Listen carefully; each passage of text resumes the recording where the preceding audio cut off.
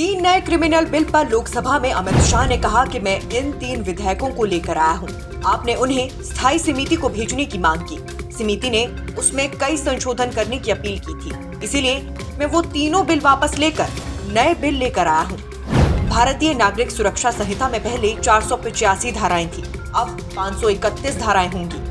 अंग्रेजों का बनाया राजद्रोह कानून, जिसके चलते तिलक, गांधी, पटेल समेत देश के कई सेनानी कई बार 6-6 साल जेल में रहे, वो कानून अब तक चलता रहा। पहली बार मोदी जी ने सरकार में आते ही ऐतिहासिक फैसला किया है।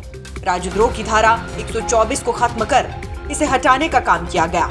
मैंने राजद्रोह की जगह उसे देशद्रोह कर दिया है, क्योंकि अब देश आजाद हो चुका है। लोकतांत्रिक देश में सरकार की आलोचना कोई भी कर सकता है, ये उनका अधिकार है। अगर कोई देश की सुरक्षा, संपत्ति को नुकसान पहुंचाने का काम करेगा तो उसके खिलाफ कार्यवाही होगी। अगर कोई सशस्त्र विरोध करता है, बम धमाके करता है, तो उसके खिलाफ कार्यवाही होगी। उसे आजाद रहने का हक नहीं, उसे जेल जाना ही पड़ेगा। कुछ लोग इसे अपनी समझ के कपड़े पहनाने की कोशिश करेंगे, लेकिन मैंने जो कहा उसे अच्छी तरह समझ लीजिए।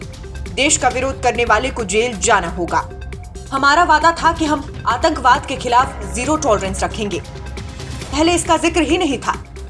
जहां उनकी यानी कांग्रेस सरकार होती थी, वहां लोगों के खिलाफ यूएपीए नहीं लगाते थे। देश के कानून में आतंकवाद को रोकने की धाराएं नहीं थी। संसद में बैठे लोग उसे मानवाधिकार बताकर विरोध करते थे, जबकि आतंकवाद मानवाधिकार के खिलाफ है। यह अंग्रेजों का शासन नहीं है जो आप आतंकवाद का बचाव कर रहे हैं। मोदी सरकार में ऐसी दलीलें नहीं सुनी जाएंगी। अब इसकी व्याख्या कर दी गई है। जो देश की एकता, अखंडता, सुरक्षा को खतरे में डालकर फैलाने का काम करता है, उसे आतंकवादी माना जाएगा। अब इसमें विरोध की कोई गुंजाइश नहीं है। जो लोग आतंकवादी कृत्य करते हैं, उनके लिए कोई भेदभाव नहीं होना चाहिए।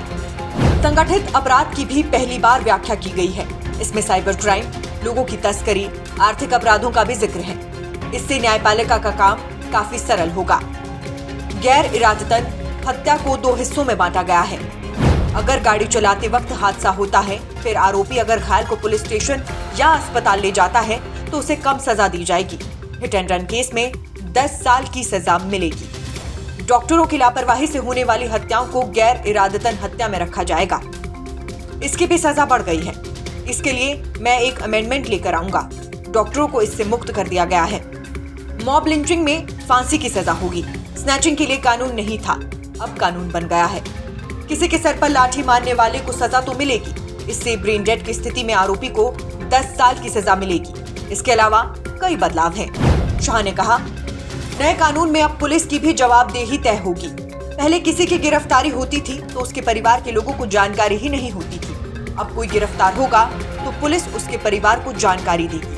किसी भी केस में 90 दिनों में क्या हुआ, इसकी जानकारी पुलिस पीड़ित को देगी। जांच और केस के विभिन्न चरणों की जानकारी पीड़ित और परिवार को भी देने के लिए कई पॉइंट जोड़े गए हैं। तीनों कानूनों के अहम प्रावधान। भारतीय न्याय संहिता की बात करूं तो इसमें कई मानव संबंधी अपराधों को पीछे रखा गया था। रेप के मामले, बच्चों के खिलाफ अपराधों को आगे रखा गया है। पहले रेप की धारा 375, 376 थी। अब जहां से अपराधों की बात शुरू होती है, उसमें धारा 63, 69 में रेप को रखा गया है। गैंग रेप को भी आगे रखा गया है। बच्चों के खिलाफ अपराध को भी आगे लाया गया है। मर्डर 302 था, अब 101 हुआ है।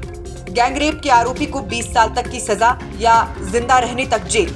18, 16 और 12 साल की उम्र की बच्चियों से रेप में अलग अलग सजा होगी। 18 से कम से रेप में आजीवन कारावास और मौत की सजा। गैंग रेप के मामले में 20 साल की सजा या जिंदा रहने तक जेल की सजा। 18 साल से कम की बच्ची के साथ रेप में फिर फांसी की सजा का प्रावधान रखा गया है। सहमति से रेप में 15 साल की उम्र को बढ़ाकर 18 साल कर दिया गया है। अगर 18 साल की लड़की के साथ रेप करने पर नाबालिग रेप में आएगा। किडनैपिंग 359, 369 था, अब 137 और 140 हुआ। ह्यूमन ट्रैफिकिंग 370, 370A था, अब 143, 144 हुआ है। 2014 में पीएम मोदी की सरकार आने के बाद घोषणा पत्र में किए सभी वादे पूरे कर रही हैं। हमने कश्मीर से धारा 370 को हटाने का वादा किया था। अयोध्या में राम मंदिर बनाने का वादा किया था। 22 जनवरी को वहां रामलला विराजमान होंगे। हमने कहा था कि संसद और विधानसभाओं में महिलाओं को 33% आरक्षण देंगे। कांग्रेस कई बार सत्ता में आई, वो इसमें कमियां निकालती रही। हम विधेयक लाए और सदन में उसे पास भी करवा दिया। ये तीनों क्रिमिनल कानून पीएम मोदी के विजन का हिस्सा हैं। जनता मांग करती थी कि हमें सजा नहीं चाहिए, हमें न्याय चाहिए। मोदी जी के नेतृत्व में आज हम वो कर रहे हैं। जब हम न्याय कहते हैं तो इसमें बड़े पैमाने पर ध्यान जाता है। इसमें पीड़ित और आरोपी दोनों आ जाते हैं। दंड में लोग सिर्फ आरोपी की ओर देखते हैं। कई लोगों ने अलग अलग सुझाव दिए हैं। सबसे बड़ी बात है कि इस बिल में कई चीजों को जगह दी गई है। जांच पर हमने फॉरेंसिक जांच पर जोर दिया है। जांच में तकनीक का उपयोग किया जाएगा। आज के बाद देश में 3 प्रकार की न्याय प्रणाली है। इस बिल के पास होने के बाद देश में एक तरह की न्याय प्रणाली होगी। भारतीय नागरिक सुरक्षा संहिता देश में न्याय मिलने में गरीबों को मुश्किल होती है, लेकिन गरीबों के लिए संविधान में व्यवस्था की गई है। पुलिस की ओर से दंडित कार्यवाही यानी सीआरपीसी में कोई समय निर्धारित नहीं है। पुलिस 10 साल बाद भी जांच कर सकती है। 3 दिन के भीतर रिपोर्ट दर्ज करवानी होगी। अब बिना किसी देर के रेप पीड़ितों की रिपोर्ट को भी 7 दिनों के भीतर पुलिस स्टेशन और कोर्ट में भेजना होगा। पहले 7 से 90 दिनों में चार्जशीट दाखिल करने का प्रावधान था, लेकिन लोग कहते थे जांच चल रही है, ऐसा बोलकर सालों केस लटकाए जाते थे। अब 7 से 90 दिनों का समय रहेगा। अब ये समय पूरा होने के बाद 90 दिनों का ही समय लगेगा। 180 दिनों के बाद आप चार्जशीट लटका कर नहीं रख सकते। अब आरोप तय होने के 30 दिन के भीतर ही आरोपी आरोप स्वीकार कर लेगा तो सजा कम हो जाएगी।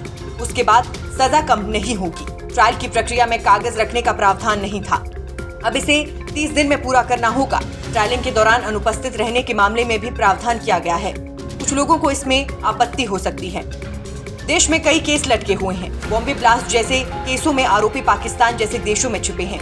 अब उनके यहाँ आने की जरूरत नहीं है।